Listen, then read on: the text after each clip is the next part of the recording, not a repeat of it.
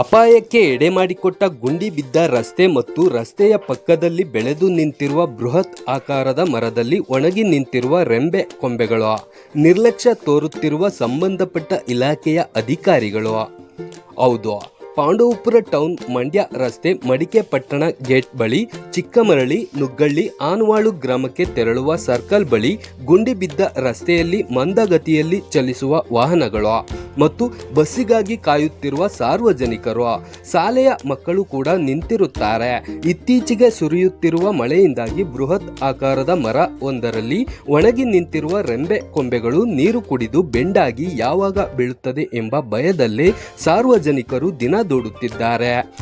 ಗುಣಮಟ್ಟದ ರಸ್ತೆಯನ್ನು ನಿರ್ಮಿಸದ ಕಾರಣ ಮತ್ತೆ ಸರ್ಕಲ್ ಬಳಿ ರಸ್ತೆಗಳು ಗುಂಡಿ ಬಿದ್ದು ವಾಹನಗಳು ಸರಾಗವಾಗಿ ಚಲಿಸಲಾಗದೆ ನಿಧಾನವಾಗಿ ಚಲಿಸುವ ಪರಿಸ್ಥಿತಿ ಬಂದಿದೆ. ಈ ಸಂದರ್ಭದಲ್ಲಿ ಮಳೆ ಮತ್ತು ಗಾಳಿಯಿಂದ ಒಣಗಿದ ರೆಂಬೆಗಳು ಚಲಿಸುವ ವಾಹನಗಳ ಮೇಲೆ ಅಥವಾ ಬಸ್ಸಿಗಾಗಿ ಕಾಯುತ್ತಿರುವ ವಿದ್ಯಾರ್ಥಿಗಳು, ಸಾರ್ವಜನಿಕರ ಮೇಲೆ ಬಿದ್ದು ಏನಾದರೂ ಅನಾಹುತ ಆದರೆ ಯಾರು ಹೊಣೆ ಎಂದು ಸಾರ್ವಜನಿಕರು ಆಕ್ರೋಶ ವ್ಯಕ್ತಪಡಿಸಿದರು.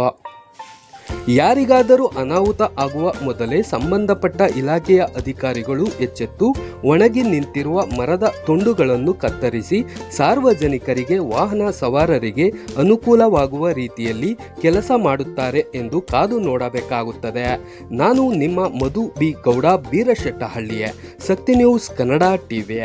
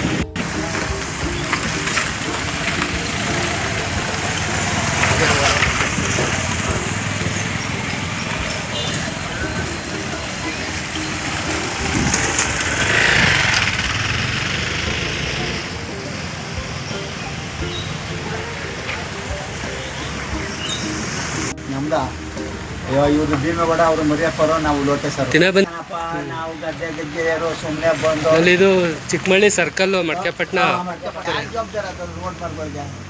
ಅದನ್ನೆಲ್ಲ ಯಾರು ಕೇಳಲ್ಲ. ಯಾರು ಕೇಳ್ತಾರೆ? ನಾವು ಕೇಳಿದ್ರು ಅಲ್ಲಿ ಯಾರು ಹೇಳೋರಲ್ವ, ಅಲ್ಲಿ ಕಳಿಕೋದ್ರೆ ಫಾರೆಸ್ಟ್ ಬಿಡಿಕಲ್ವಲ್ಲ. ನಾಳೆ ಒಬ್ಬನಿಗೆ ರಸ್ತೆ ಎಲ್ಲ ಗುಂಡಿ ಬಿದ್ದೈತೆ. ಗಾಡಿ, ಬೈಕು, ಸ್ಕೂಟ್ರುಗಳು, ಕಾರೆಲ್ಲ ನಿಧಾನಕ್ಕೆ ಹೋಯ್ತಾ ಇರ್ತವೆ.